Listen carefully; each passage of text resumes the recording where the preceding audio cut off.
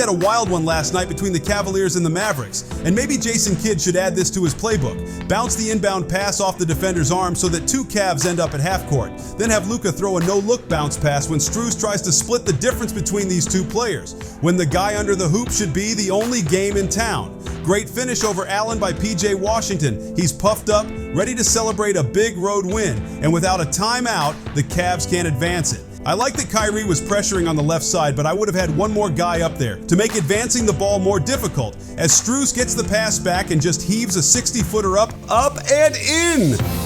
This was an incredible shot, and the only way I would have loved it more was if he had jumped off 1 foot, as per my obsession with one-footed threes. But if you're wondering why the Cavs didn't have any timeouts left, it's because they couldn't handle the pressure the Mavericks were smartly applying, not needing to foul right away as the panic began to rise within the offense. Josh Green does some amazing gymnastics to twist himself around Garland to get his hands on the ball. He doesn't pull Garland down, he just grabs the ball and then sits down on the floor, where Garland loses his balance and the Cavs are forced to call their last timeout. Maybe there's an idea that Green's right leg caused Garland to go to the floor, but that's a tough call to make if you're not certain. This game was a comedy of errors, as the ensuing out-of-bounds play made me shake my head pretty slowly. I know the last time, JB put LeVert way in the backcourt to get the ball.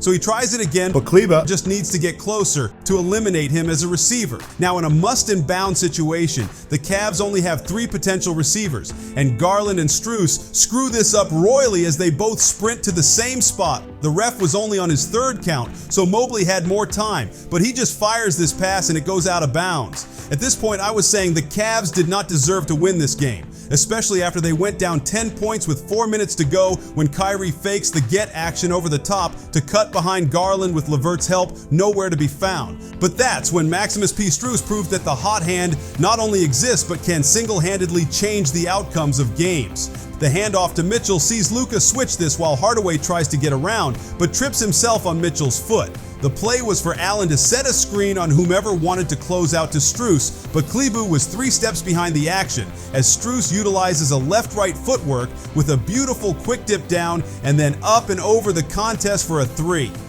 To continue the clown show, Hardaway gets 1 foot out of bounds and his other foot off the floor, which makes him the inbounder. Now, there is a rule that allows him to pass to a teammate along the baseline so long as that teammate is out of bounds when he catches it. But Kyrie clearly had not established himself out of bounds, and this is the easiest call the refs would make all night long. Kyrie continues to foolishly argue. I mean, throwing across the baseline is only utilized against a pressing defense. This was a costly mistake, as Luka falls asleep on Strus, who fakes a screen of his own to come off Jared Allen to the corner. Notice the left step into the catch and a hop that allows him to get rotated to the rim, as well as stop his momentum towards the corner and straight up into the air. The next time down, they mirror that same pick to flare cut but to the other side, as Hardaway again goes to the ball an extra step, but at least doesn't fall down before chasing after the pass to Strus. But Strus hops into another long ball, and when there isn't anyone in front of him as the arms begin to swing up, this is a wide open shot no matter what kind of pressure Hardaway put on him at the release. And I know everyone says confidence is the key to shooting, but I think people can fake confidence and still miss shots. But that won't happen when you take care of your balls using Manscaped. Just like Strus can dominate the court with his 3-ball, Manscaped dominates with their Performance Package 5.0 Ultra.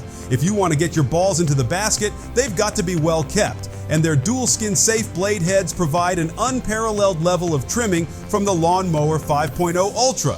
While the trimmer blade features longer, wider, and rounded teeth that cut through hair with ease, it's incredibly gentle on the skin. But here comes the real showstopper, the foil blade. Crafted to transcend the boundaries of your typical trim achieved with the trimmer blade, this foil blade is designed to leave you with a finish that's irresistibly sleek and utterly bare. I love the bigger LED light that illuminates the hard-to-reach areas so they're ready for their close-up. Their rechargeable weed whacker means you'll never have to leave the house with ear or nose hair sticking out, and because it's waterproof, cleaning is easy. Right now, I can get you 20% off your order and 2 free gifts, some of the most comfortable boxers I've ever worn, and a travel bag to keep all your Manscaped products safe and handy. Use my code BBALL and I promise you'll finally experience the hot hand on the court as your balls move freely through the net. Just like Strus does here when taking advantage of Hardaway having no idea where the ball was. Strus tiptoes around the handoff, leaving THJ 2 steps behind and giving up another open 3 off the hop. That enables Strus to have perfect synchronization of the arm swing up and the legs straightening into the jump, as well as making it the quickest way to get a jump shot off. And the Mavs were lucky Hardaway wasn't called for this slight contact on the in-air shooter, but Strus was so red hot it didn't matter. But if we examine Strus's career, despite having the reputation of a knockdown shooter, his three-point percentage doesn't quite prove that. And I'll say it's because he's a guy that does indeed get hot from the outside, but can just as easily go cold. In his first game against the Wizards this season, he caught fire and nailed his first 6 shots from deep. The pick and pop to his right gets him a sliver of daylight as he lifts both feet in the air, then lands left-right before shooting around a 45-degree arc to get him going. Next, he's wide open going in the opposite direction, and notice that he catches with his right foot down, then hops into this one as both feet land together with a similar arc. If it ain't broke, don't fix it, so they run that same pin down to the top, and this time he switches the feet, catching with his left foot down, then hopping into the shot with way more arc to get it over the defender. And this proves to me that he's hot, since he can slightly alter variables and still get the ball in the net. Getting hot can also be predicated on the type of shots being generated for him by the offense. When the ball is kicked out from the basket area, it's easier to find alignment as he does a left-right with some in-air rotation and an arc similar to his first 2. Now that he's seen the ball go in a number of times, there's no doubt in my mind that his focus and rhythm are heightened and allow him to make one of the more difficult shots he can take. A full sprint to the left corner, where he maintains the speed of his dip, the defense doesn't bother him, and his 5th shot in a row goes down. Lots of time has passed, so it's possible he's cooled off, but he gets another catch and shoot to his left, utilizes the same hop footwork we've seen so often, and just lets it fly for his 6th shot. However, no one can make every single 3 they take, and despite the next 2 being very similar to the shots we'd seen him find success with earlier, he is off by a few inches both times, and the fever is broken, perhaps because the game is a blowout and focus is understandably starting to wane.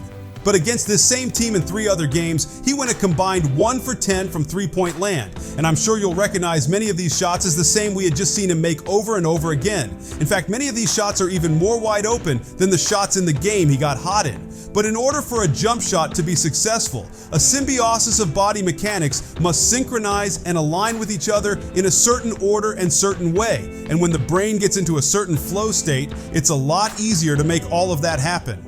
And when external forces alter the circumstances like a knee injury, or something off the court bothering you, or any number of things, completing this mechanical task suddenly becomes harder.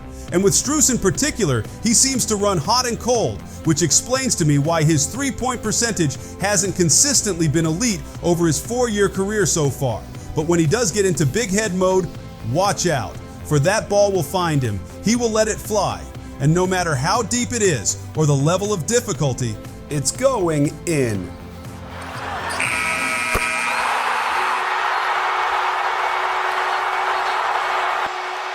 My goodness! Max Strus from midcourt has won it for the Cavaliers.